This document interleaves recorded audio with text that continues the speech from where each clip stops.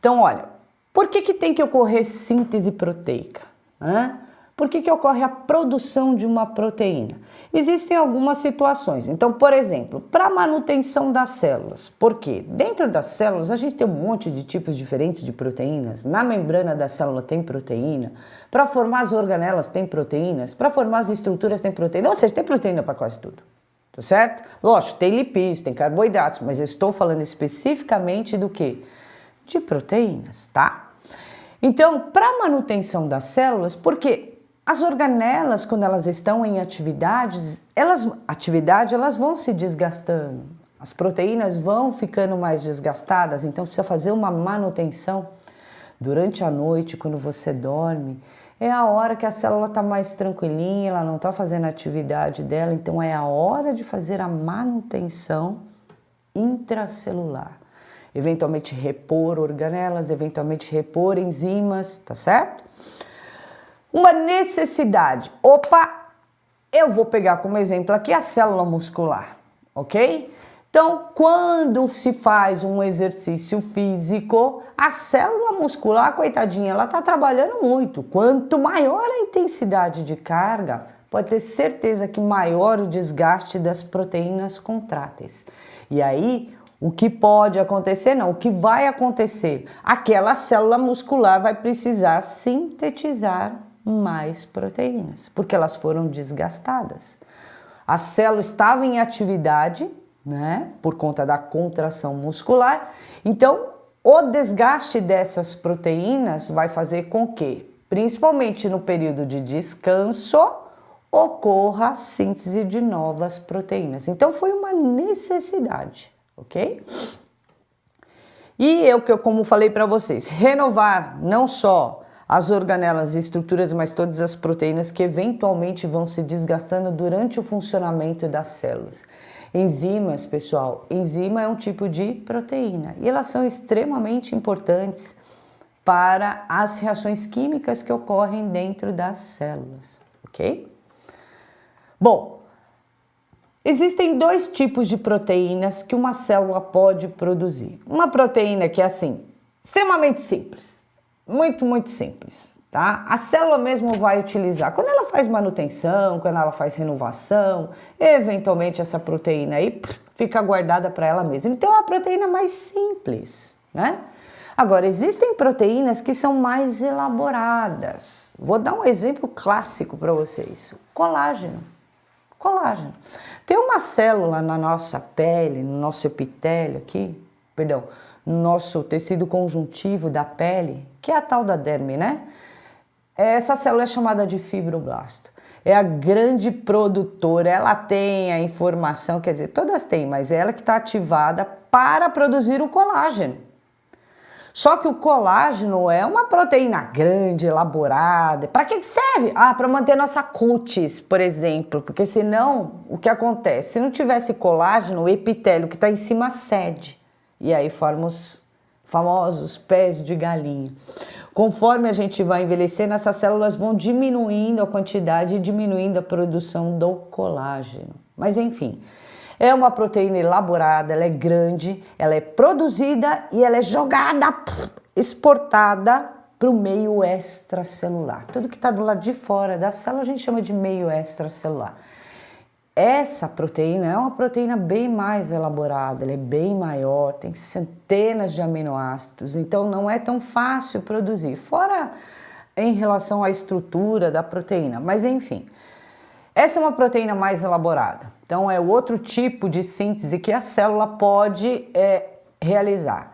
A célula mesmo pode utilizar, pode ser uma enzima, que também é uma proteína elaborada, ela mesma utiliza, ou, por exemplo, uma proteína que ela vai exportar, jogar lá para o meio extracelular. Colágeno é um ótimo exemplo disso, ok? Então, existem dois tipos de proteínas, as simples e as mais elaboradas. As proteínas, como eu falei para vocês, são formadas de aminoácido. No nosso organismo, as nossas células, se a gente pegar os diferentes tipos celulares, você pode contar aí mais de 10.000 tipos de proteínas nós temos. Mais de 10.000 tipos de proteína. Então, é muita proteína, tá? Imaginem vocês como organizar cada proteína no seu compartimento, cada proteína para a sua célula específica. Quando o organismo foi sendo formado, era uma única célula. Era uma única célula. Ela tinha nosso código, ela tem nosso código genético. Essa célula dá origem às células filhas. Então, todas as nossas células filhas, elas têm o mesmo código genético. Agora, dentro desse código genético, a gente tem uma série de genes. Esses genes são os responsáveis por sintetizar, então, para dar origem a uma proteína. Agora, vou lançar uma dúvida aqui para vocês, vou dar um tempinho para vocês pensarem, para poder me responder. Se todas as nossas células têm o mesmo gene, por que elas são tão diferentes? Nós temos células do epitélio, nós temos células do conjuntivo, dei um exemplo, produtora de colágeno. No conjuntivo também a gente tem macrófagos, que são células de defesa. Nós temos os neurônios, nós temos as células do músculo cardíaco, do músculo liso. Poxa, são células diferentes, elas têm formas e funções diferentes. Porém, elas têm o mesmo material genético, eles têm os mesmos genes. Então, por que um neurônio não pode produzir, por exemplo, colágeno? Por que um neurônio não pode produzir, por exemplo, proteínas contráteis para contração muscular? Não, ele tem um papel dele. Agora, todos têm o mesmo gene, tá? Minha pergunta de novo, por que será que você tem células, a gente tem células tão diferentes, sendo que todas têm o mesmo código genético? Bom, daqui a pouco eu respondo para vocês, vão pensando aí. Aqui tem uma série de aminoácidos em uma sequência, tá? E por definição, o que é uma proteína? Uma sequência de aminoácidos. Aqui, para vocês terem uma ideia, são 20 tipos diferentes de aminoácidos. Eu só vou citar alguns nomes aqui para vocês não ficarem tão assustados, tá? Tem a fenilalanina, tem lisina, tem treonina, tem serina, tem asparagina. Nossa, tem 20 aminoácidos diferentes. Poxa, da onde vem esses aminoácidos? Ah, olha só da onde vem os aminoácidos. Tá vendo aqui esse bifinho, né? Suculento? Quando a gente se alimenta de proteínas, pode ser de origem animal, de preferência, né? Não exagerado, mas de origem animal. Tem proteínas de origem vegetal também. Quando a gente consome os alimentos, esses alimentos vão passar pelo nosso sistema digestório. Pus até um esqueminha aqui do lado para mostrar os órgãos do sistema digestório. A proteína, na forma que ela está nos alimentos, ela não é absorvida pelas nossas células. Para ela ser absorvida, tem que quebrar essas proteínas. Eu tenho que separar os aminoácidos. Lá atrás, se vocês lembrarem, eu falei que os aminoácidos entram dentro da célula, a proteína não, tá certo? Agora, os aminoácidos, eles têm que entrar dentro da célula e tem que só nesse formato bem pequenininho, na forma de proteína ele não entra. Então, ao passar pelo nosso sistema digestório, tá? Boca vai triturar, vai passar pelo esôfago, do esôfago vai para o estômago, do estômago intestino delgado, intestino grosso, reto, tá certo? Ao longo desses órgãos do sistema digestório, o que vai acontecer? Enzimas vão ser liberadas. Existe um processo químico com a liberação de enzimas, com a liberação de muco, e existe o processo mecânico da digestão, né? Que vai deslocar então esse alimento e ao longo desse trajeto ele vai sendo processado. Quando chega ali no intestino delgado, principalmente na região do jejum e do ilho, ocorre a absorção dos alimentos. Aí, se tudo é certo, e tem que dar certo, ele já vai estar na forma de aminoácido. Cai na corrente sanguínea, vamos passar pelo fígado para dar uma inspecionada, acabar de metabolizar alguns nutrientes. Aí do fígado vai para a veia cava inferior, da veia cava inferior, coração. Aí é brincadeira, coração vai bombear e vai distribuir por todo o nosso organismo, ok? Então, Os aminoácidos, eles são obtidos a partir dos alimentos e graças ao nosso sistema digestório, o que vai acontecer? Eles vão ser convertidos em moléculas pequenininhas para daí serem absorvidas pelo nosso organismo. Essa união específica, né, dos aminoácidos, como eu já falei anteriormente, eu vou acabar repetindo aqui, é feita graças ao RNA transportador, porque à medida que os aminoácidos entram dentro das células, esses aminoácidos se ligam ao RNA transportador. Esse RNA transportador tem 3 bases nitrogenadas que a gente chama de anticódon, e ele está onde? Lá no citoplasma, ok? Então, eu vou dar um exemplo aqui para vocês. Isso, existe uma tabelinha, que vocês vão estar vendo aqui o link abaixo, né, do vídeo. Vai aparecer alguns links para eu mostrar para vocês as combinações possíveis de RNAs transportadores e que aminoácido ele está carregando. Eu vou dar um exemplo aqui. O RNA transportador que tem uracila, uracila, uracila, ou uracila, uracila e citosina, qual é o aminoácido que ele carrega? A fenilalanina. Isso já foi determinado, por isso existe essa tabela. Eu coloquei 2 exemplos de tabelas para quem tiver curioso aí. Outro, ó, adenina, adenina, uracila ou adenina, adenina e citosina. Esses 2 tipos de RNA transportador carregam um aminoácido que é a asparagina. Isso não é bonito, né? Mas asparagina. Então, isso é só para vocês terem uma ideia, como eu comentei lá atrás, né? Diferentes tipos de RNA transportador podem carregar um mesmo aminoácido, tá?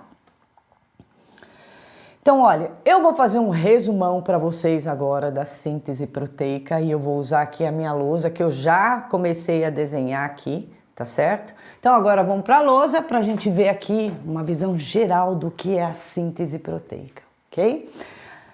Aqui eu fiz uma célula hipotética, o núcleo, tá certo? Essa regiãozinha onde a gente vai encontrar o nosso DNA, inclusive onde o RNA mensageiro vai ser formado. Toda essa área aqui é o citoplasma de uma célula.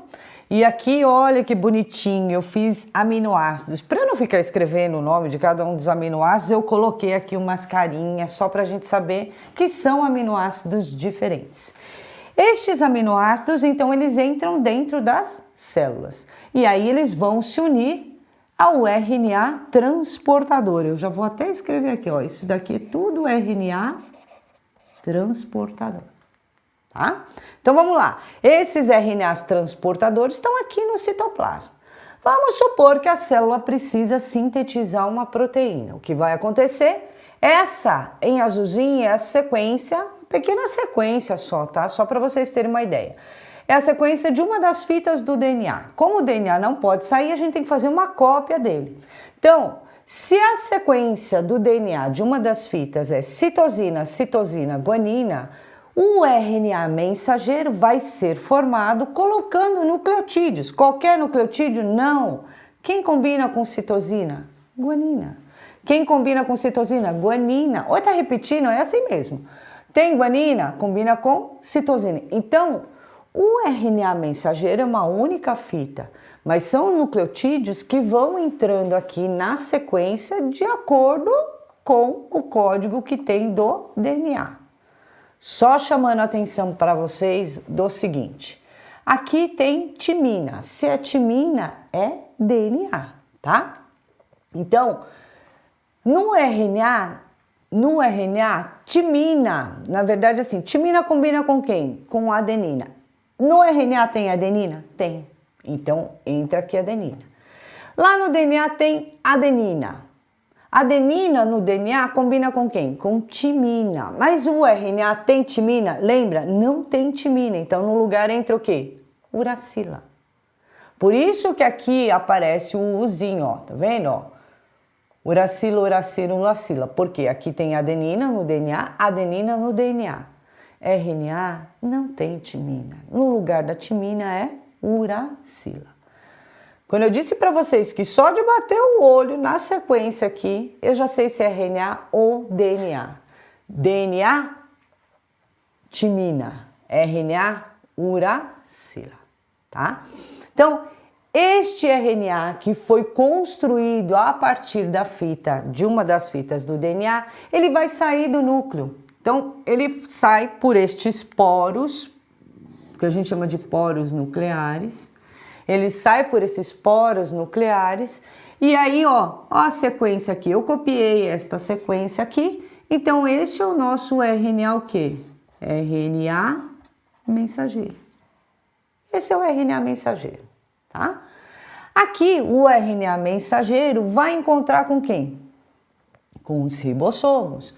Ribossomos são formados de duas proteínas, uma de baixo peso molecular e outra de peso molecular maior. Eu não fiz um ribossomo, eu fiz vários, porque tem vários soltos aqui no citoplasma. Então, o que vai acontecer? Eu tenho um conjunto aqui de ribossomos, outro aqui, outro aqui, outro aqui. E agora vem a mágica. Essa fita de RNA, ela vai passar por entre esses dois ribossomos. Então, se fosse uma coisa dinâmica, o RNA ia estar passando por esse ribossomo, depois ele vai para outro ribossomo, depois ele vai para outro. À medida que o RNA for passando por esse primeiro ribossomo, por exemplo, qual é a sequência? UA, tá? Esse é o RNA mensageiro. Então, à medida que ele for passando aqui pelo ribossomo, ele vai entrar entre esses dois ribossomos, tem aqui a sequência UA. Quem é a sequência complementar de UA? Vou fazer aqui só para a gente ter uma ideia. Ó, A, adenina e uracila. Então, adenina combina com uracila, uracila com adenina, uracila com adenina. Então, quando esse RNA mensageiro passar pelo ribossomo, o que vai acontecer?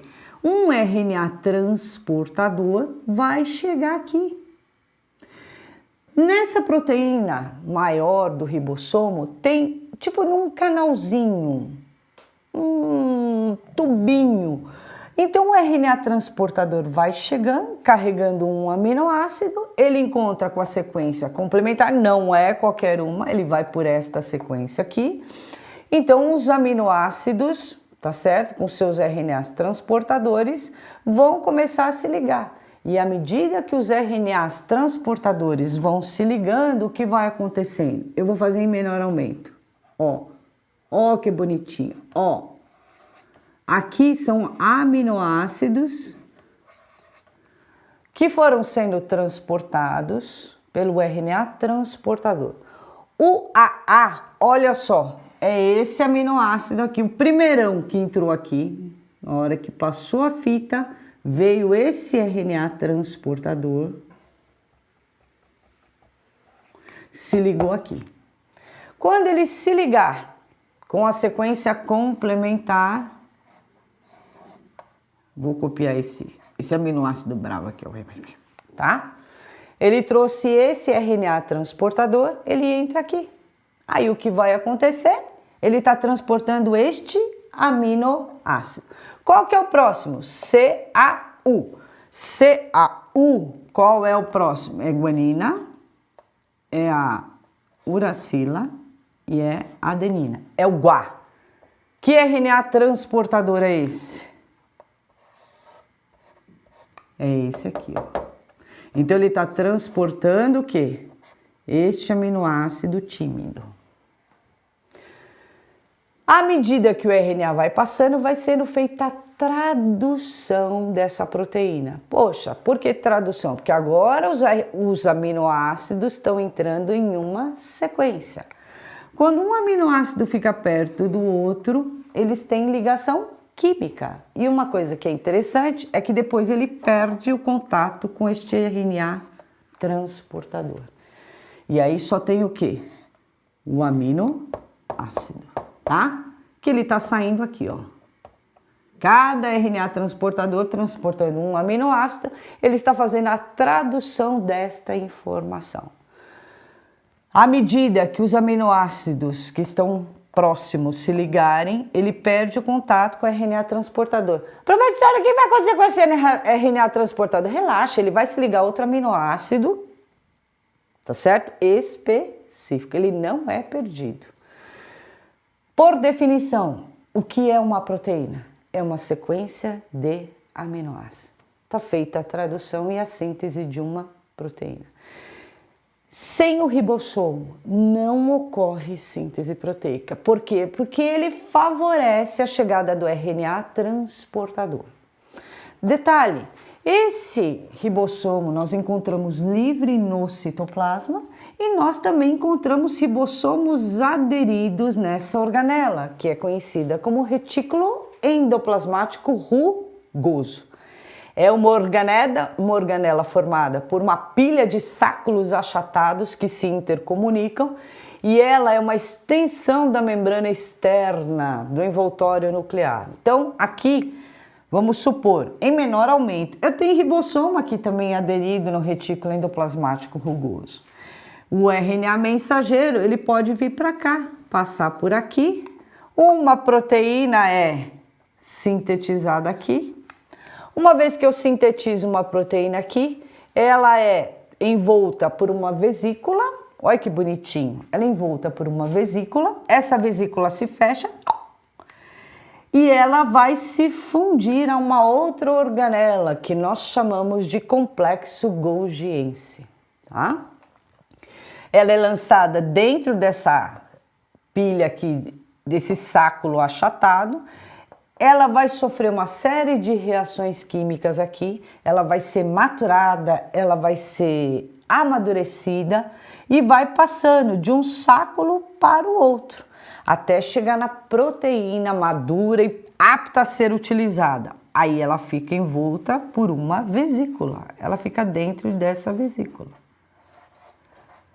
Dessa vesícula, ou a própria célula vai utilizar essa proteína que está aqui, ou ela lança aqui a membrana plasmática, ou ela pode lançar essa proteína para o meio extracelular. Era o colágeno que eu falei para vocês, tá certo? Então, olha que interessante.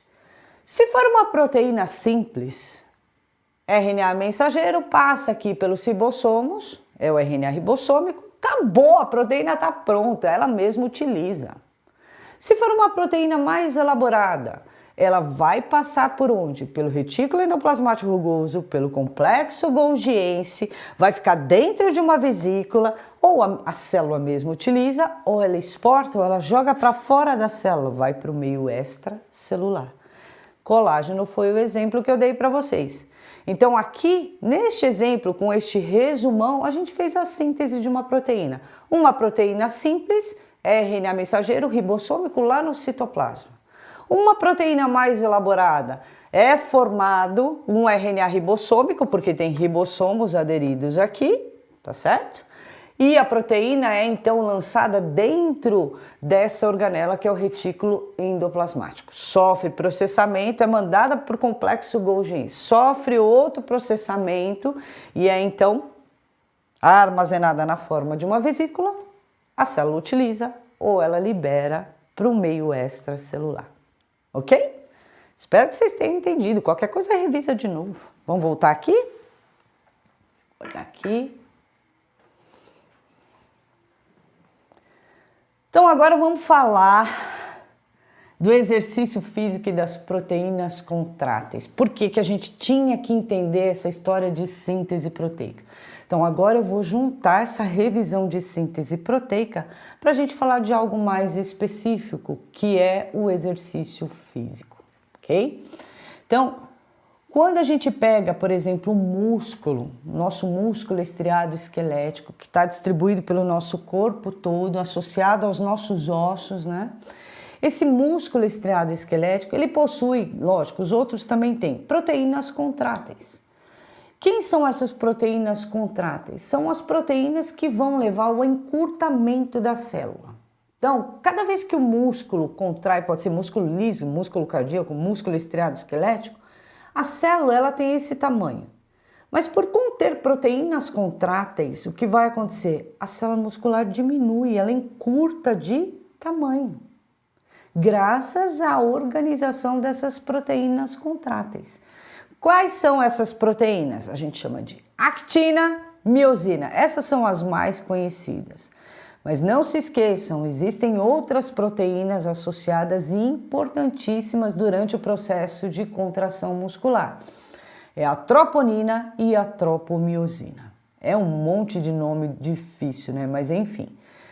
A organização dessas proteínas contráteis no músculo cardíaco e no músculo esquelético, quando você pega as celulinhas, essas proteínas contráteis, elas estão altamente organizadas. Altamente organizadas. E elas se arranjam de maneiras alternadas. Então a gente vai ver, por exemplo, mostrar a imagem depois, mas a gente observa proteínas actina, miosina, elas estão intercaladas e organizadas em uma estrutura que é a estrutura morfofuncional que a gente chama de sarcômero, que é o que eu vou mostrar aqui para vocês.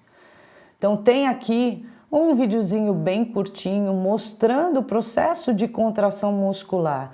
Ele vai ocorrer no sarcômero. Ele ocorre no sarcômero. E lá dentro do sarcômero, eu tenho então essas proteínas contráteis altamente organizadas, principalmente a actina e miosina, porque a troponina e a tropomiosina já estão associadas com as moléculas de actina, tá? Mas elas estão altamente organizadas nessa unidade que a gente chama de sarcômero. Dentro de cada célula muscular, a gente vai encontrar vários sarcômeros.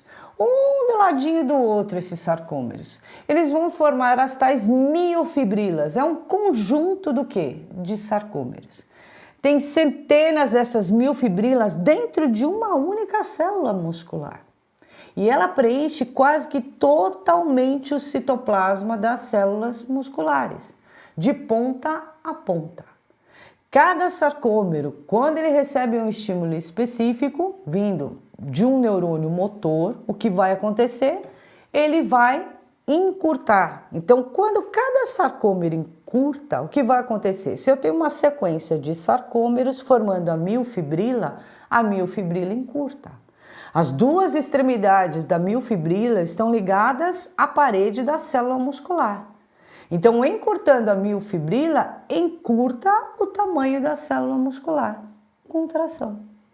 Então, toda vez que o músculo estiver em atividade, num exercício físico que é repetitivo, por exemplo, o que vai acontecer é que vai ocorrer um encurtamento em uma sequência, em uma série, por exemplo. Se você for fazer uma atividade física que leva à contração da musculatura, também vai ocorrer esse mesmo processo, porque você pode estar usando o mesmo músculo. A diferença do exercício físico é que ele tem uma sequência, ele tem uma série, ele tem uma velocidade, uma intensidade, tá? Eu não vou entrar muito em detalhes em contração muscular, porque aí a gente vai entrar em fisiologia, isso é um outro assunto que eventualmente a gente pode comentar depois. Bom, deixa eu explicar dois termos importantíssimos aqui.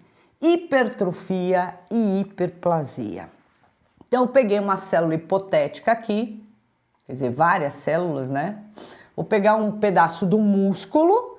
Cada bolinha azul que eu pus aqui, ó, que eu estou indicando para vocês, é uma célula muscular, tá? Então, o músculo é formado de várias células musculares que eu vou passar a chamar de fibra muscular. Ela tem nome, é fibra. Então, não se esqueçam, cada uma dessas bolinhas é uma fibra muscular.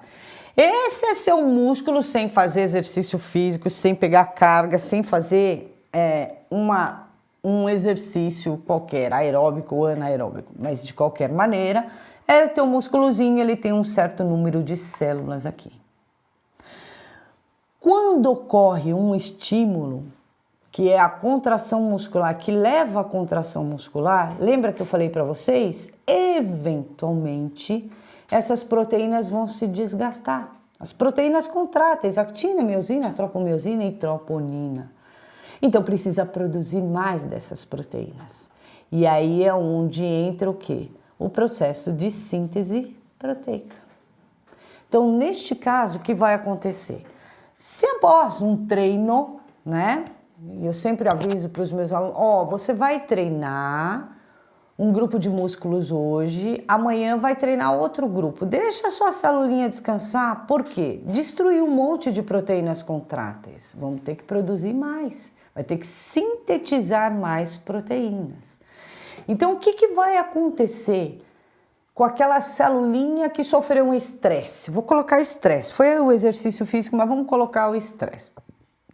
Ela fala assim, opa, destruiu proteínas que eu já tinha no meu nível basal. Só que destruiu mais do que deveria. Você aumentou a carga. Vamos sintetizar mais proteínas. Então, vai existir um comando que vai ativar o gene, tá certo? Ativou o gene, começa a produção de RNA mensageiro. Começa o processo de transcrição, tá? E agora voltando naquela questãozinha que eu passei para vocês, células tão diferentes que têm o mesmo material genético, tá certo? Se elas têm todas o mesmo material genético, por que elas não são iguais? Cada uma tem o seu papel. Aqui é o exemplo clássico disso. Todas as células contêm o gene para a produção das proteínas contráteis. Mas quem é que vai produzir essa proteína contrátil? Quem tiver ativação do gene. O gene está na forma inativa. Ele fica produzindo proteína quando não precisa e quando não tem o estímulo específico. Então, na célula muscular, o gene para a produção de actina, o gene para a produção da miosina estão aptos a serem ativados.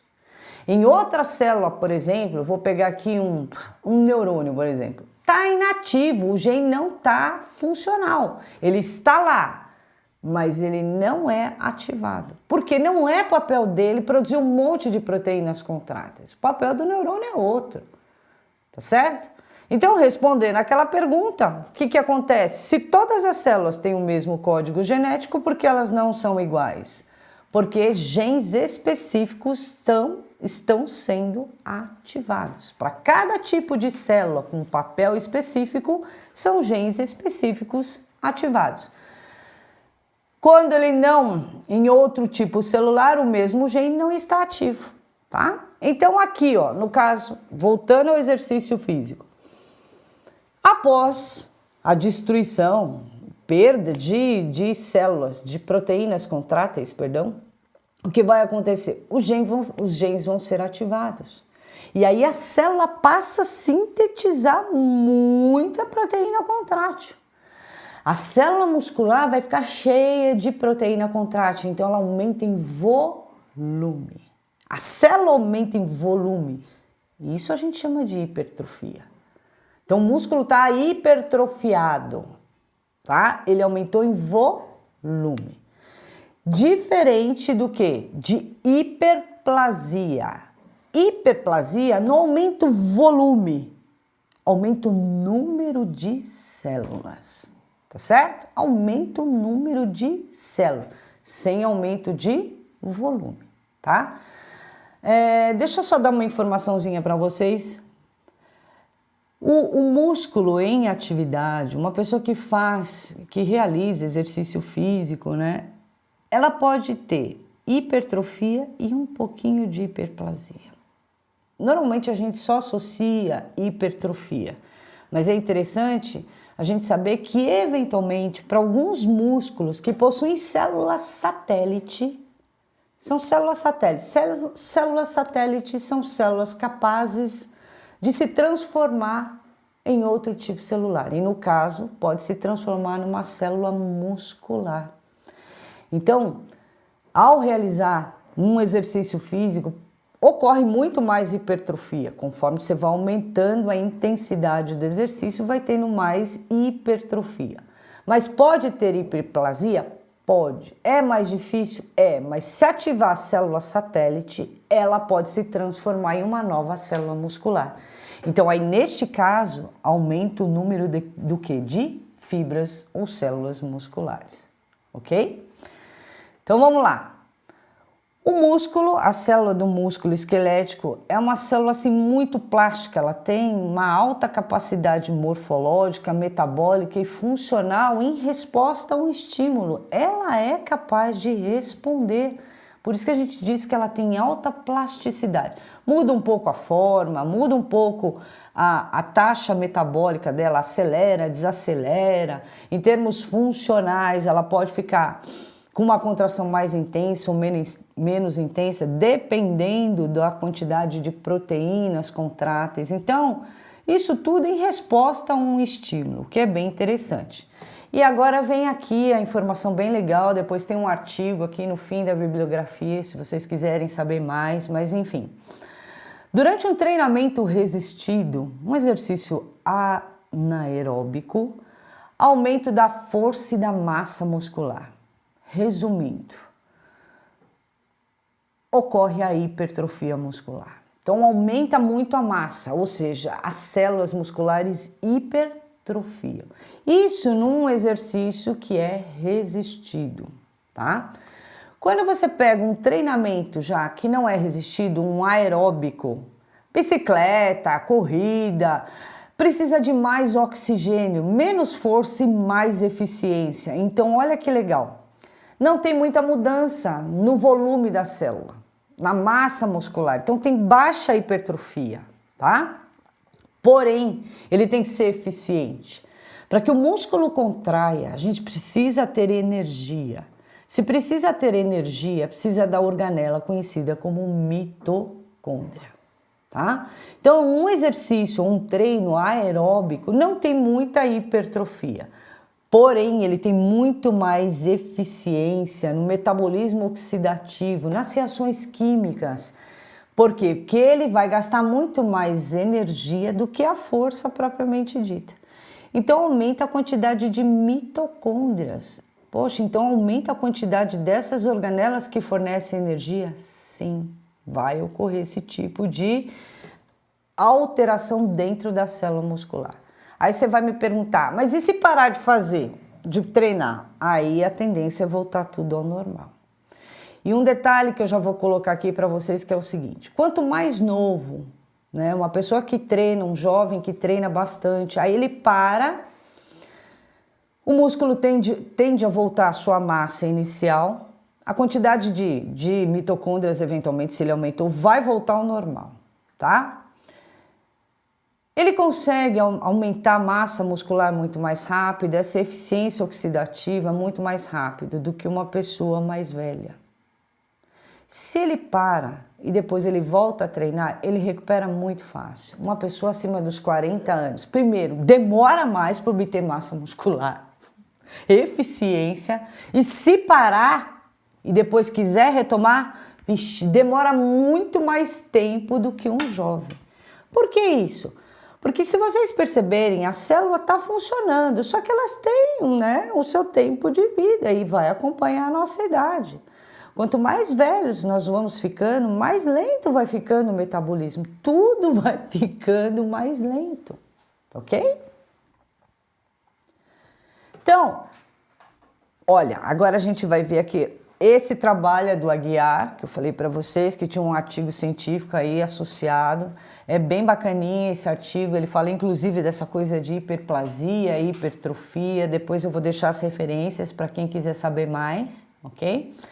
E aqui, como eu gosto de fazer muito isso, eu gosto de criar aqui um mapa mental. Vamos fazer um fechamento dando nomes.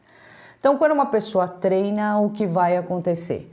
Ocorre liberação de hormônios. Eu coloquei os dois principais, mas pelo amor de Deus, tem outros hormônios. Em um próximo encontro, pode ter certeza que eu vou chover com esses hormônios aqui, porque eu acho um assunto super interessante. Mas enfim, eu vou pegar dois exemplos de hormônios que são muito, muito liberados durante um treinamento físico. Testosterona e o hormônio do crescimento. Agora, olha o papel desses hormônios. Lembra que eu falei que o músculo tinha que ser ativado? Tinha que ser estimulado? Então, olha aí o estímulo dele. O hormônio. São sinalizadores. Então, a testosterona, ela promove a ativação do gene para a síntese de proteínas contráteis. E aí, o que vai acontecer? Quando a testosterona atravessar a membrana da célula muscular, atravessar a membrana nuclear, ela vai se ligar a um receptor e, bum, ativa o gene para a produção da actina e da miosina. Tá? Então esse é o sinalizador, é um hormônio. Aí o que acontece? Uma vez que ativou o gene, ele começa a produzir RNA mensageiro. Aí a brincadeira é aquela que a gente viu no quadro, só que vão produzir proteínas contráteis. Como eu falei do hormônio do crescimento, vamos ver aí como é que ele está atuando. Então, o GH, ou hormônio do crescimento, um dos papéis dele é promover um aumento da permeabilidade de aminoácidos. Eita, nós, o que é isso? Então, eu não falei para vocês que os aminoácidos, eles vão ser, então, entrar dentro da célula e vão se ligar ao RNA transportador? Com a ação do hormônio do crescimento, o que ele promove lá para o músculo? Uma entrada mais rápida e maciça de aminoácidos. Ora, se eu tenho que produzir proteínas, eu tenho que ter bastante aminoácido. São centenas de aminoácidos para formar cada proteína, então imaginem vocês se não tiver aminoácido. Então ele aumenta a permeabilidade de aminoácidos para dentro da célula muscular. Ora, se de um lado eu estou produzindo RNA mensageiro, do outro eu estou aumentando a permeabilidade de aminoácidos, ou seja, está chegando mais aminoácido dentro da célula, casamento perfeito para quê? Para que ocorra uma intensa síntese de proteínas. E isso acaba acarretando na tal da hipertrofia muscular. Tá certo? Aqui eu dei exemplo de 2 hormônios, testosterona e GH, mas durante um treino tem muito mais hormônios associados aí. Os que estão diretamente associados com a síntese proteica tá aqui. Tem outros hormônios, mas isso seria um outro assunto, tá bom? Bom, treinamento versus rendimento muscular. O que significa isso? Olha, para vocês terem uma ideia, você é sedentário, você resolveu fazer um exercício físico, o que vai acontecer? No início, até no primeiro dia primeiro dia que você acabou de fazer lá, que você foi treinar, né? Um exercício resistido, tá? O que vai acontecer? Já tem síntese de proteína? Já vai ter sim.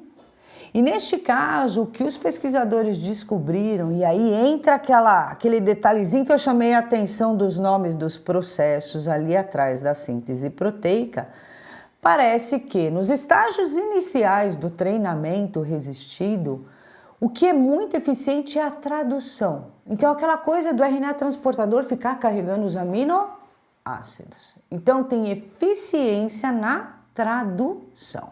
Agora, olha que legal. Essa eficiência na tradução, então, vai acabar culminando com o aumento de proteínas contráteis. Ok? Então, é uma eficiência na tradução. Isso no início.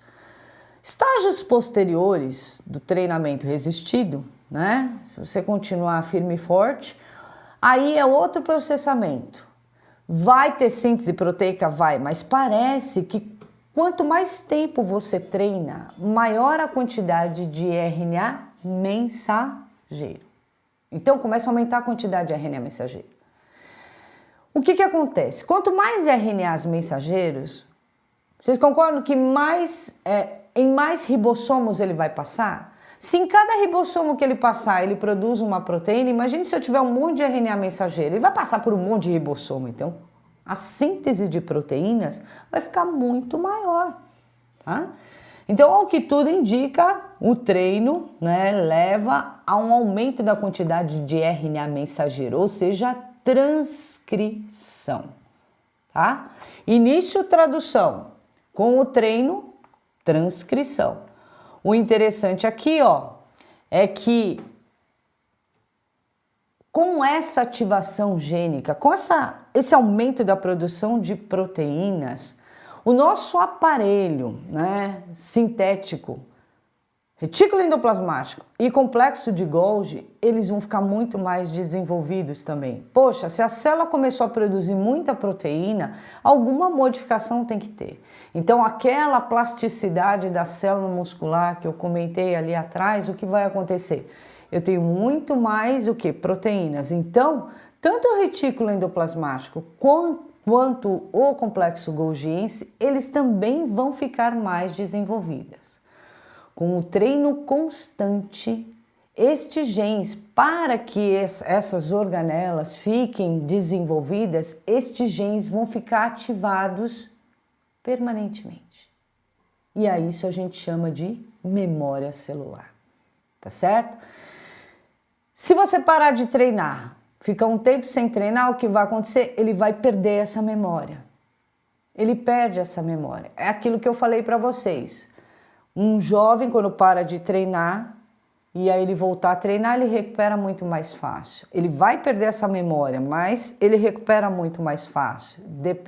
Diferentemente, de uma pessoa mais velha. Acima dos 40, 45, já fica mais lento esse processo aí.